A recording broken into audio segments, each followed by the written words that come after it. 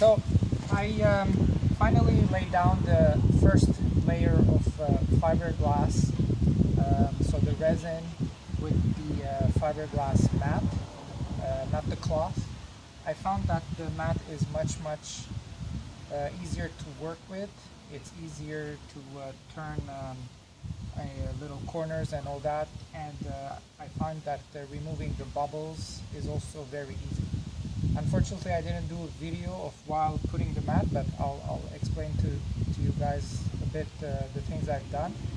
The reason why I didn't do a video is because I was very short on time. I had to really do everything within 10 minutes.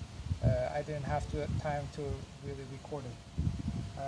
So first what you do is you need to get a fresh batch of the resin.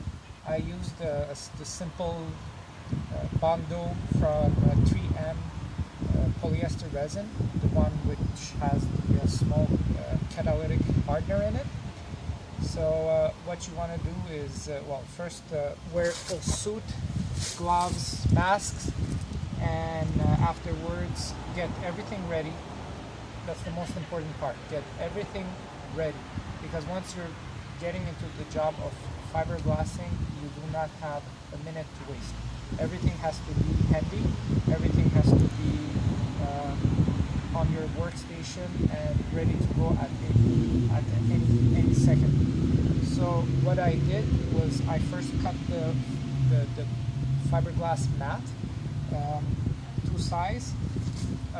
What I did is in two sections just to make it a little easier. So I cut the one section for the back and one section for the front, and I also left an overlap of about a couple of inches, just so that I can turn underside the keel. And then when I did that, the same thing from the other side, well, I had a much thicker layer, so I had a double layer of fiberglass mat right at the bottom where you need the most strength, basically. If you were to hit something or get it beached, hit a rock, well, that's what's gonna absorb the most shock. So you want that part to be a bit stronger than the rest. So I mixed the resin. You do want to play a little bit with the amount of hardener you use depending on the weather, but if the weather is warm, I would suggest using a little less so that you have a little bit more time to work. So try to get like 15 minutes to be able to work to basically lay your fiberglass. So I mixed the resin with the hardener. I had everything ready, the mat. What I did, I used a small roller, the 4-inch rollers, and I found that to work super well. Rather, I recommend that rather than using a brush. I've done brushing last year and it was a bit harder. So I used the roller. I wetted the surface which I was going to apply the mat. So if you want, you just make a little mark on where the mat will end. So I wetted everything generously, and then I took the mat and I just slowly started gluing it from the top part, and with my hands wearing gloves, slowly worked it all the way to the bottom. It's gonna stick there.